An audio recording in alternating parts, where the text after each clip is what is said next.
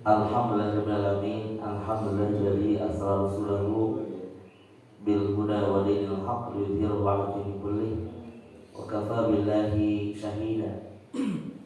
Wa asyhadu an la ilaha illallah wahdahu la syarika lahu wa asyhadu anna Muhammadan abduhu wa rasuluhu alladzi la nabiyya ba'da.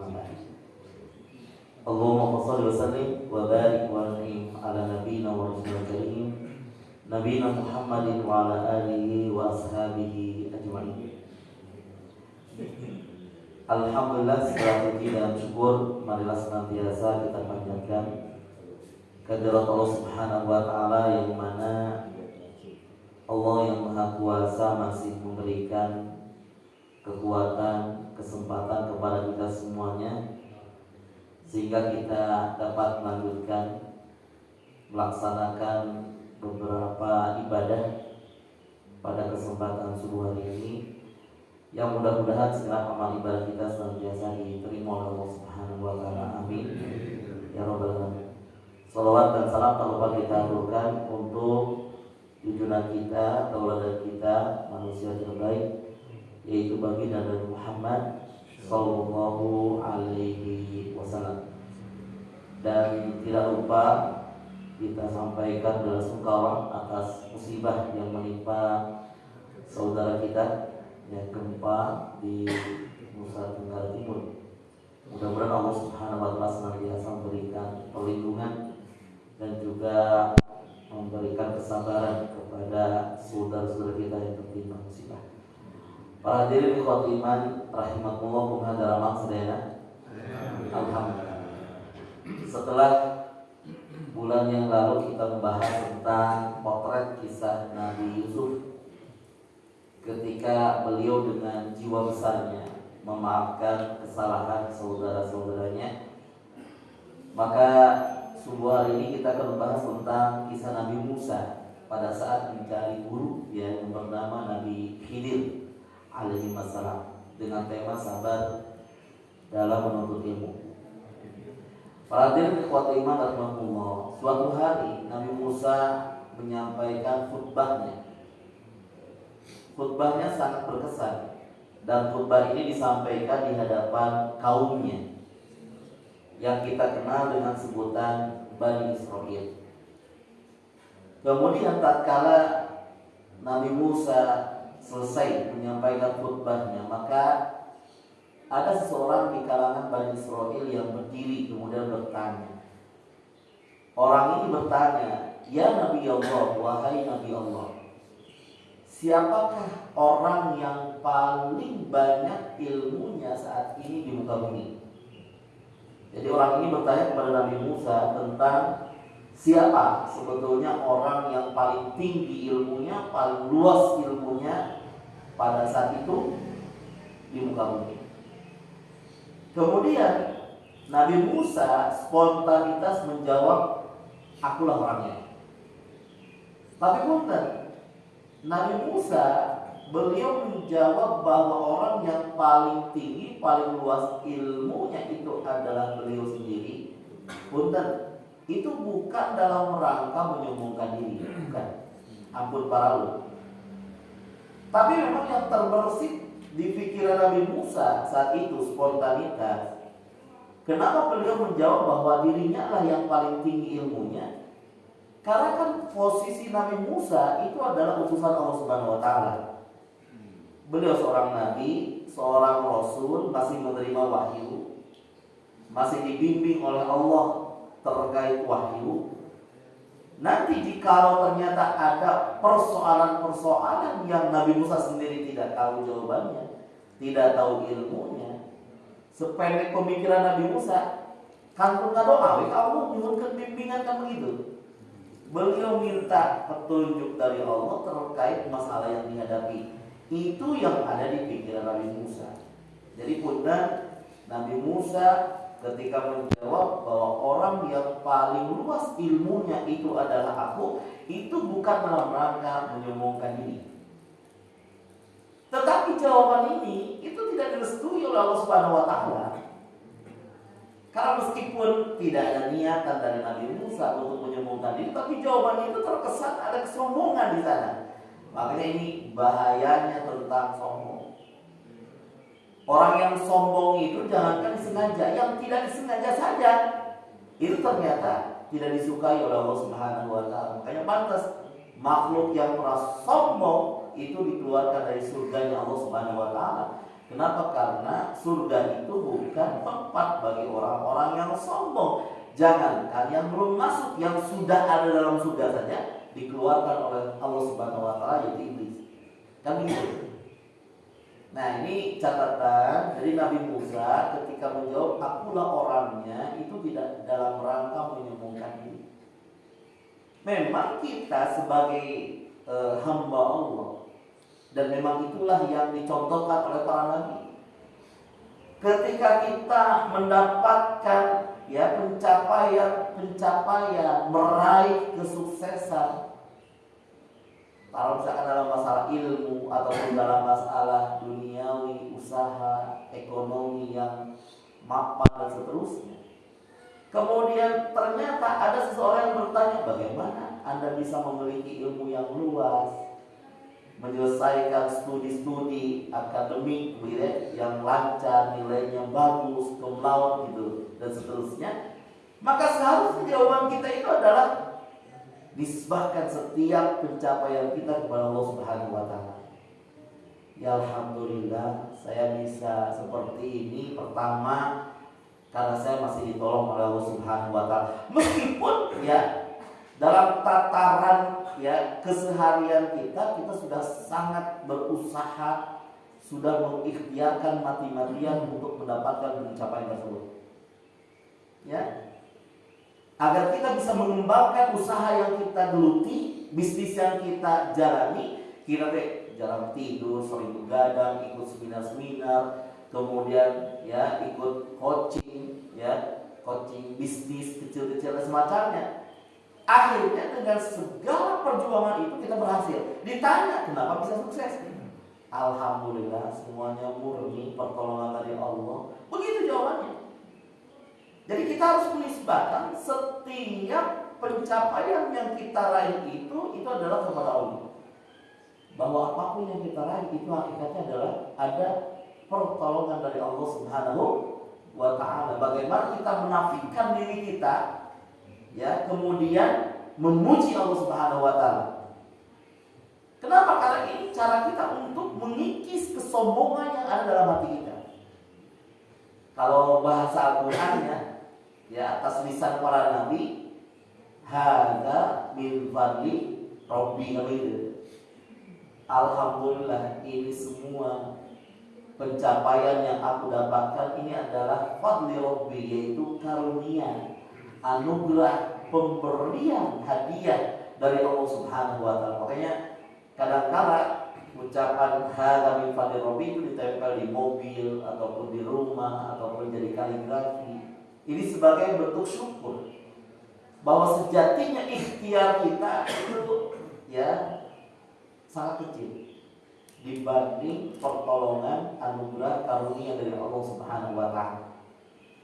Dan sebaliknya kalau kita menyombongkan diri, kemudian kita ngagul-agul memuji-muji ikhtiar kita. Contoh Korun kan pernah ditanya. Korun itu seseorang yang hartanya sangat banyak sekali. Dia memiliki ratusan gudang dan setiap gudangnya itu dikunci. Bahkan kunci gudangnya itu dibawa dengan 7 roda pun ternyata masih kurang muat begitu. Kunci gudang, dan setiap gudang itu ada emasnya lebih daripada 74 kilogram dan uang 513 rupiah gitu.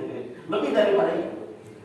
Dan setiap gudang itu dikunci. Nah kuncinya saja itu dibawa, dipikul dengan 7 gerobak itu masih kurang. Kurang banyak gerobaknya. Itu saking kayanya. Kemudian ditanya kenapa? Bagaimana kamu bisa mendapatkan harta yang begitu melimpah? Bagaimana jawabannya? Ain taya innama utitu ala ilmin min indi. Itu kan jawaban Korun. Bahwa aku mendapatkan semua pencapaian kesuksesan materi ini adalah karena aku sudah berkontribusi besar mengikhtiarkannya. Jadi dia menyingkirkan dalam tanda kutip peran Allah Subhanahu wa taala ini.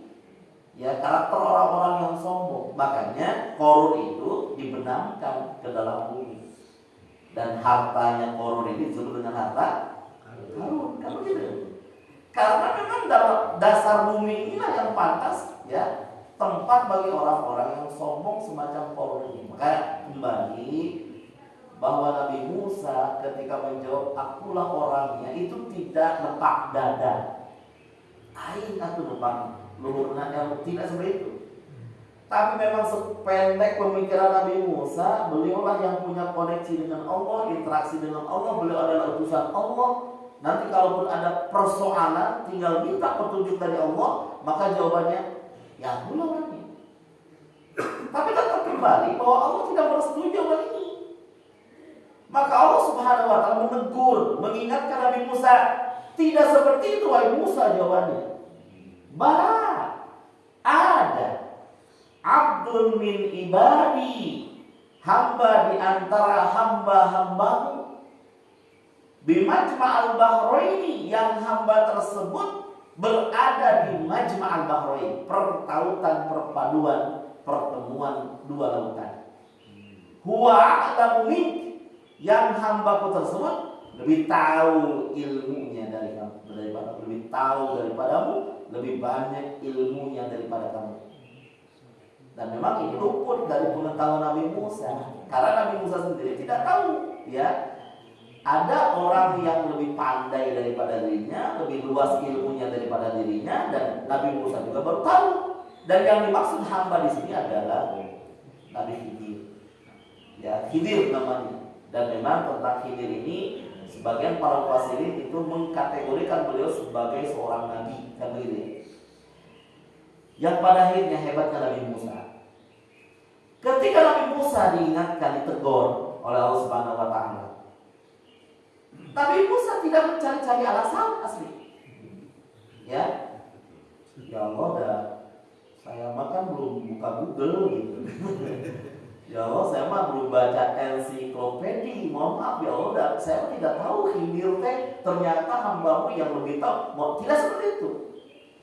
Nabi Musa ketika ditegur, tidak seperti itu jawabannya wahai Musa.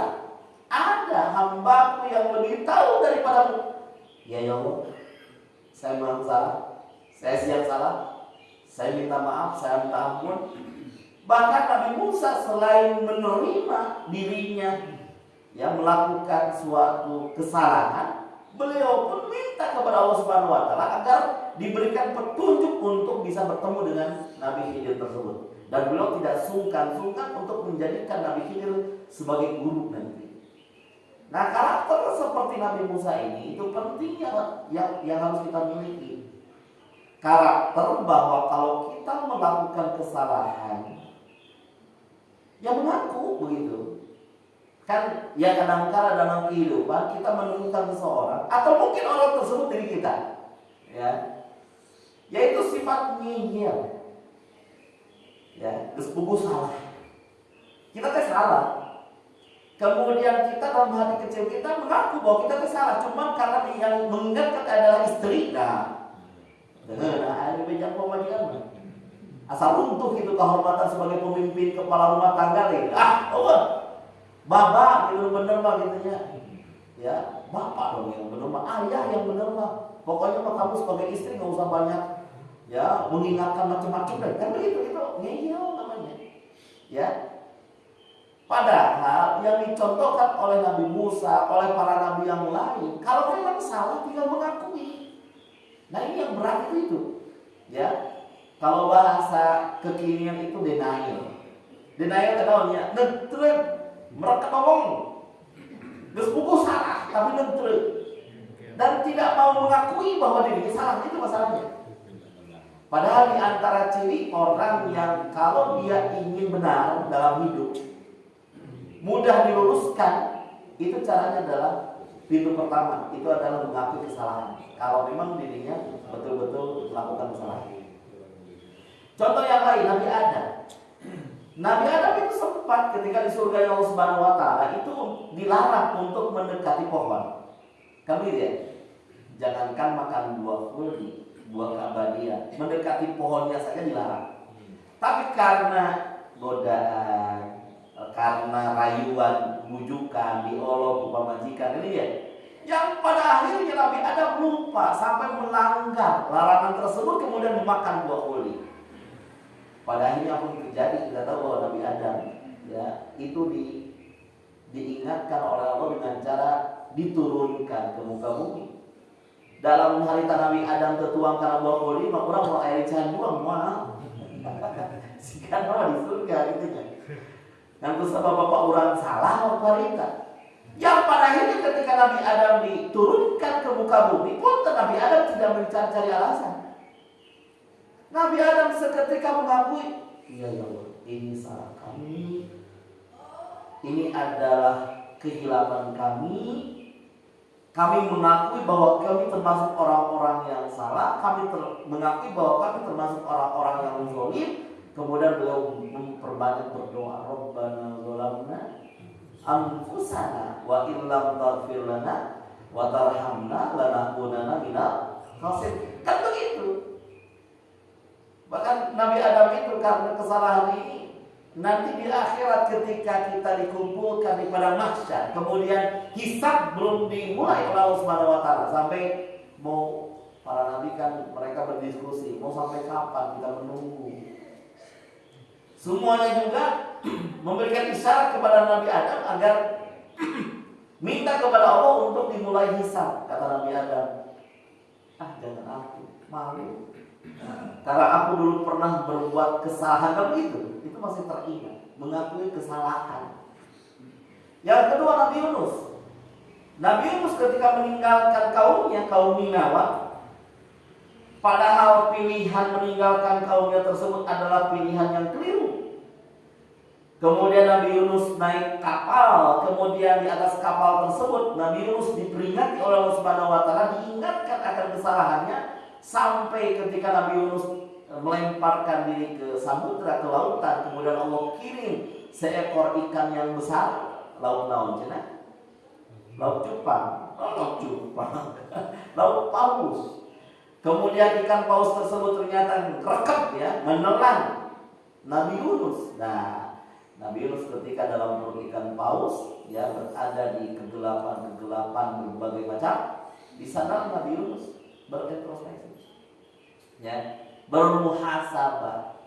Kan dalam tiga kegelapan kan, pertama kegelapan malam karena kejadian ketika Nabi Yunus ya melemparkan diri ke lautan atas undian itu di malam hari. Yang kedua kegelapan dasar laut ya, karena si ikan paus ini setelah menelan Nabi Yunus ternyata membawa Nabi Yunus ke dasar lautan. Dan ini menandakan dan telah terbukti secara ilmiah memang dasar laut itu gelap.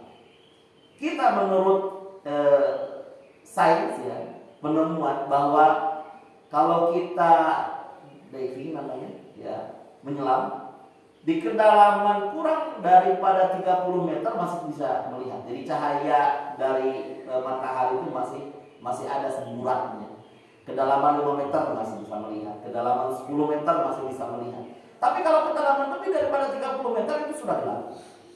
Ya, kedalaman 100 meter itu sudah gelap, sudah harus pakai baterai.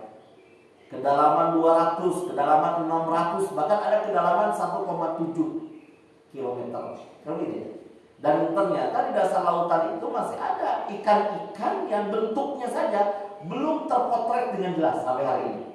Dengan bentuk, karena ada ikan-ikan di kedalaman tertentu itu jarang muncul ke permukaan. Ini maha kuasanya Allah Subhanahu wa taala, ya. Kemudian berikutnya sanu soparaban laut di laut, ayo soparaban. Ada yang beli pakan itu ikan yang ada di lautan. Gak ada yang kasih makan kita ya, tapi ikan gak habis-habis gitu. Ya, ini maha kuasanya Allah. Kemudian yang ketiga, Nabi Yunus itu berada di perut ikan paus, yaitu kegelapan yang ketiga.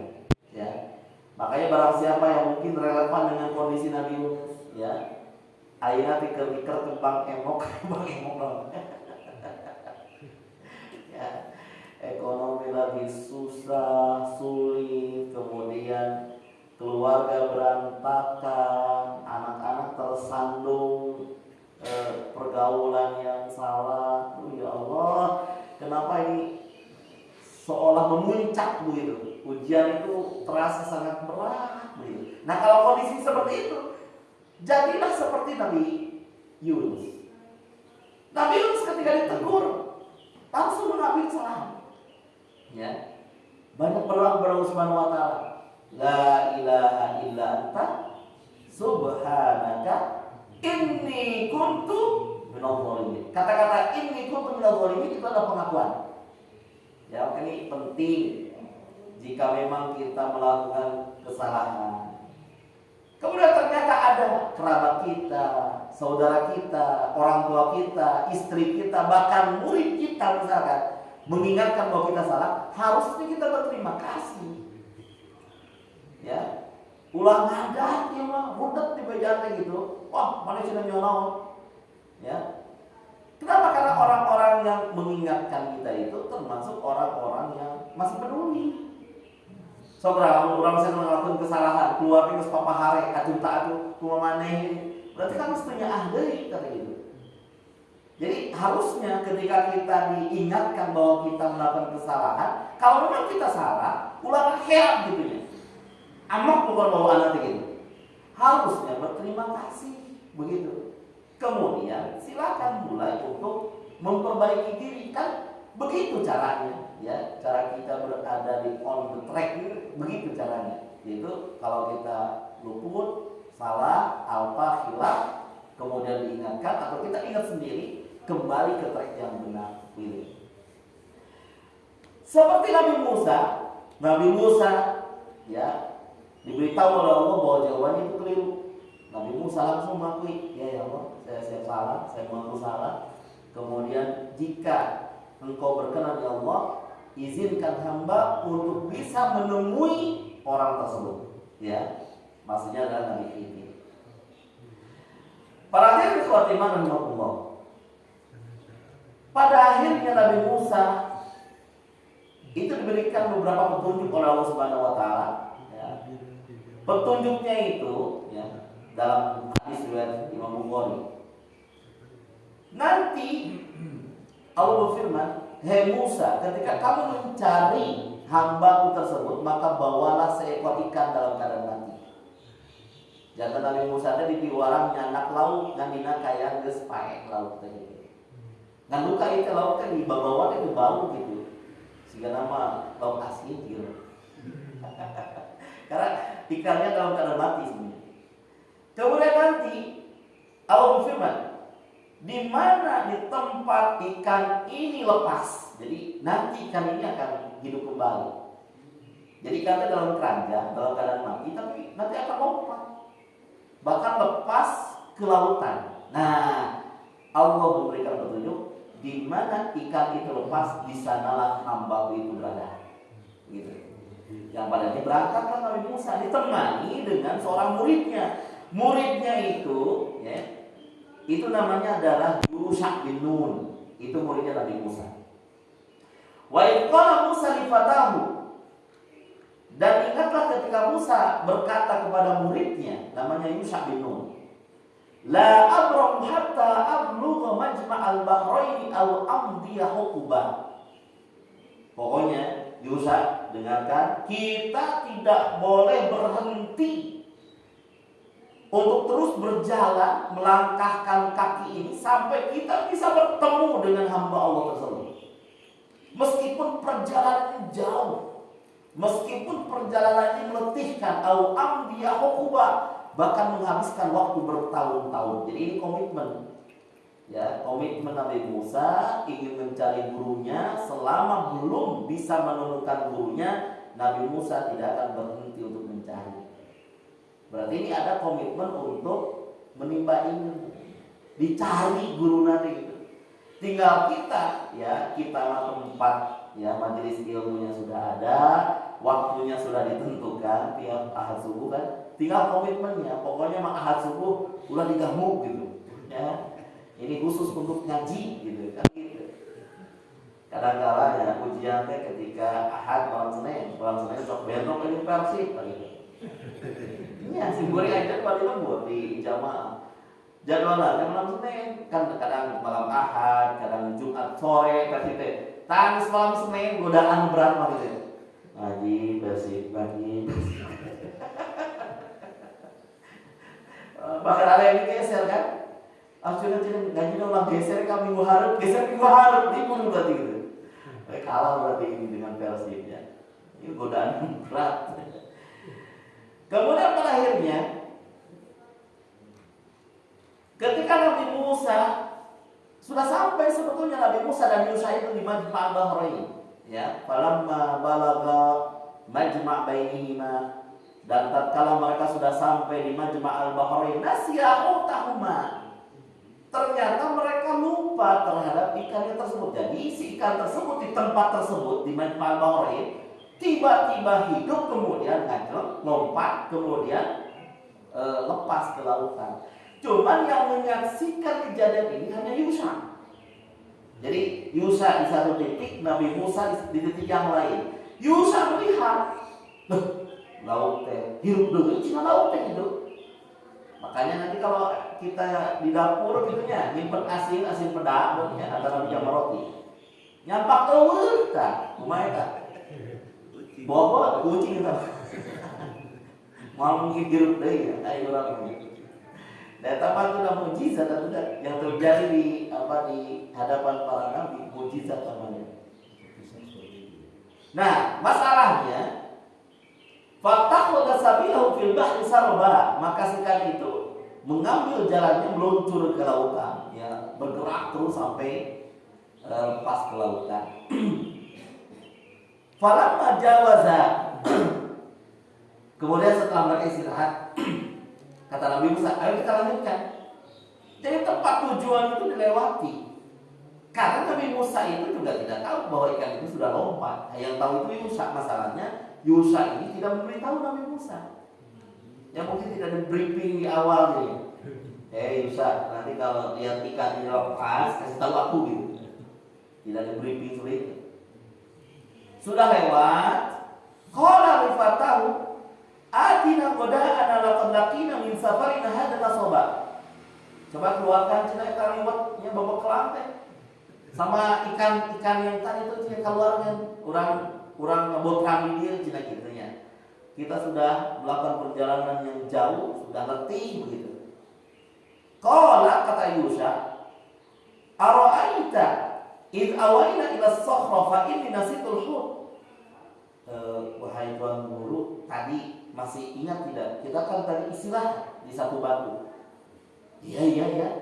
Kenapa gitu? Saya lupa untuk menceritakan ya kepada Anda bahwa ikan yang saya bawa di keranjang ngajeng gitu. Ombak gitu. Aduh punten. Atuh datang bebeja tadi, kita punten. Wa ma asalihu ila syaitan.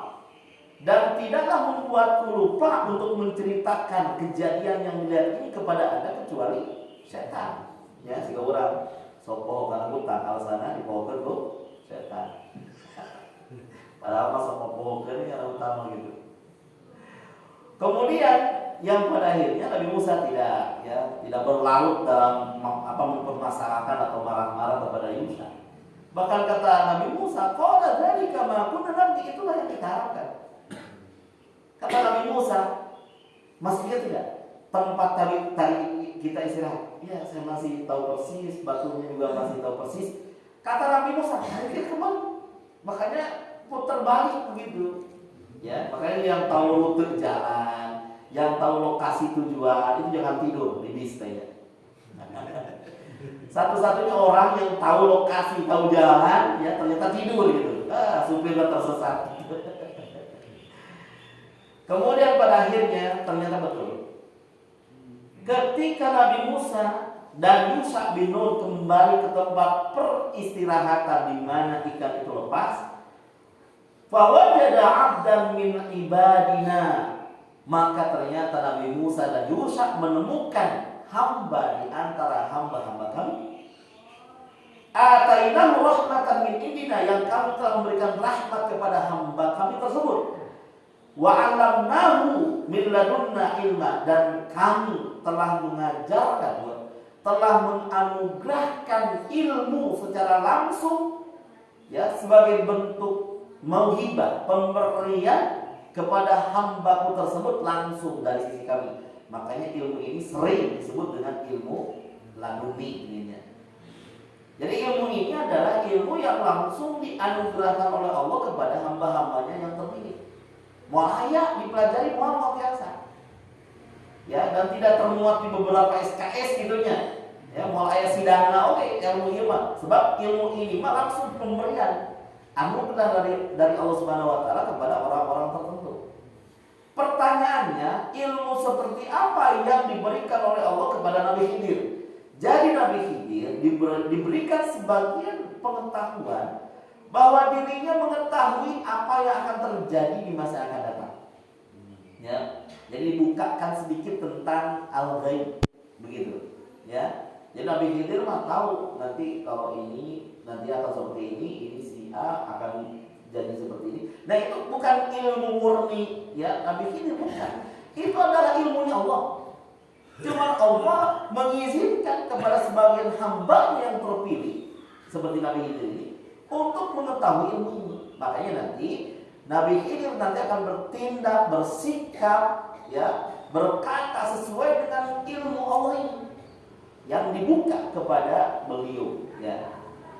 Kemudian pada akhirnya qala lahu Musa hal attabi'uka ala an tu'allimani mimma 'allimta rusyda.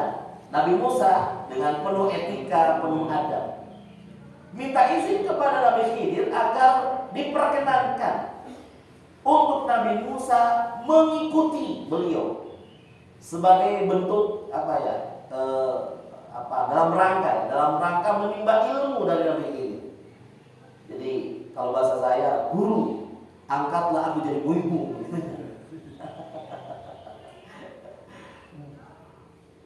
Dulu ayo guru, ampun guru, hentikan guru di media sosial. Perhatikan ikhwati iman rahimahullah. Kata Nabi Khidir, qala innaka lan tastati'a ma'a sabra.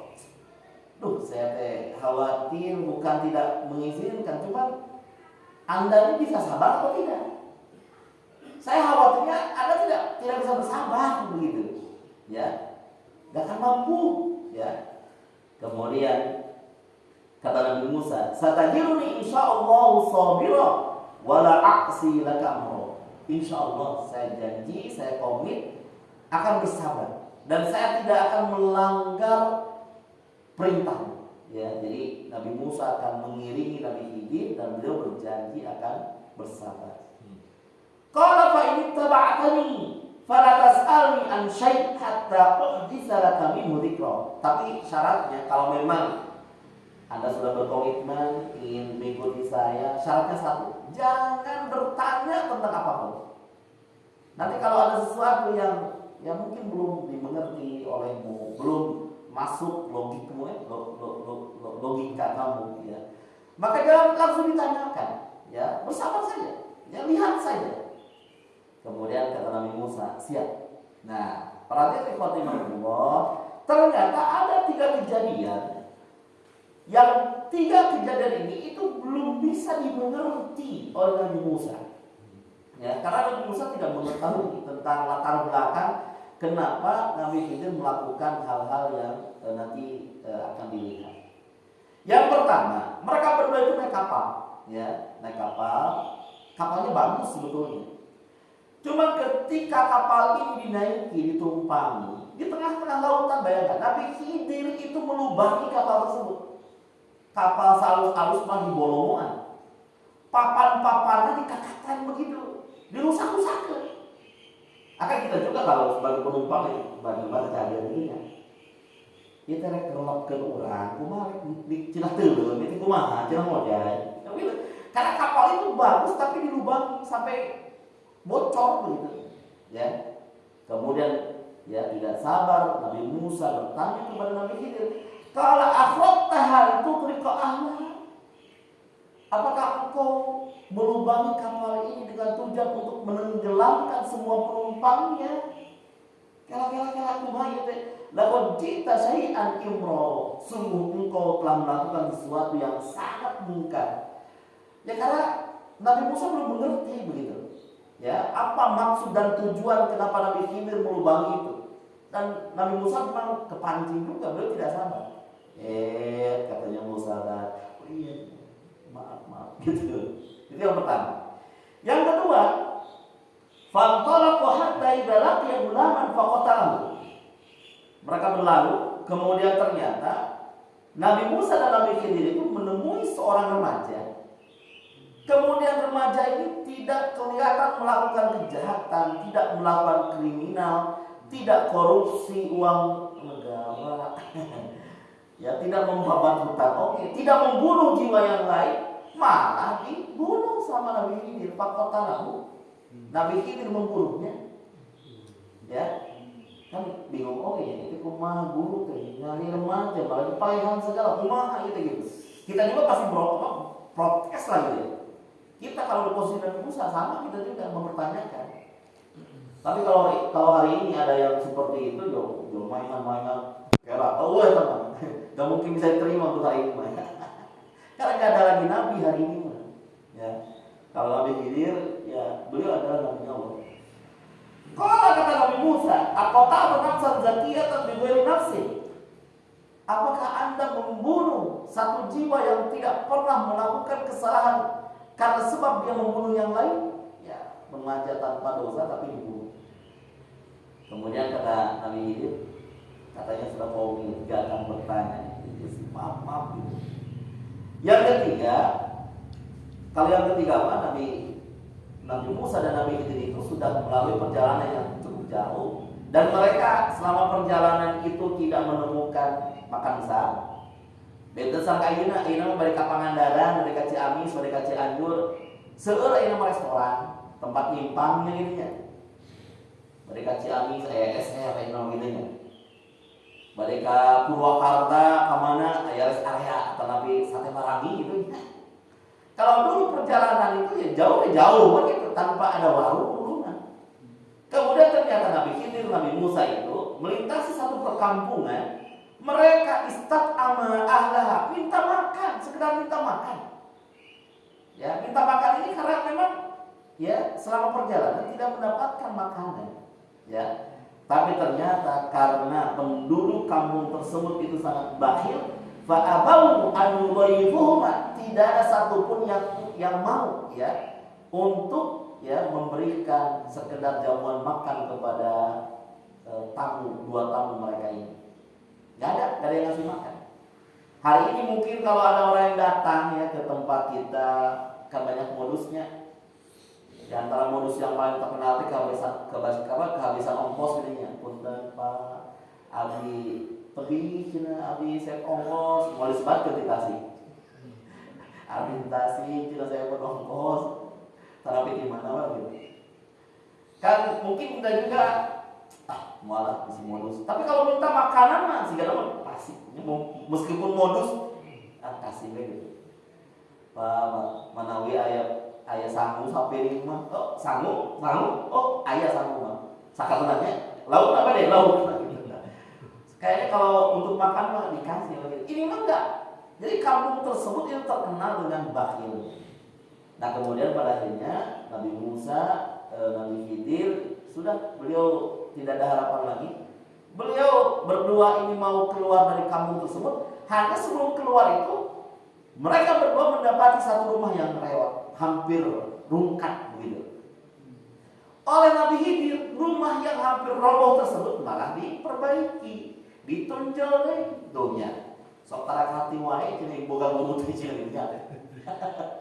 Tadi para golongan luka dua itu budak cina ngorak ini cina hampir usia pemuda kan namanya teh pugu dosa malah dipaehan dia cina di kampung pendidikan ya iman roboh ya, hampir roboh malah diperbaiki mungkin itu mantep kayak gitu ya supaya menggambarkan sebetulnya mereka orang-orang yang bakhil ini masyarakat di kampung tersebut tidak memiliki jiwa solidaritas begitu ini malah diperbaiki. Nah, kemudian pada akhirnya Nabi Musa menjabarkan kenapa beliau melakukan tiga hal yang tadi yang tidak dimengerti oleh Nabi Musa.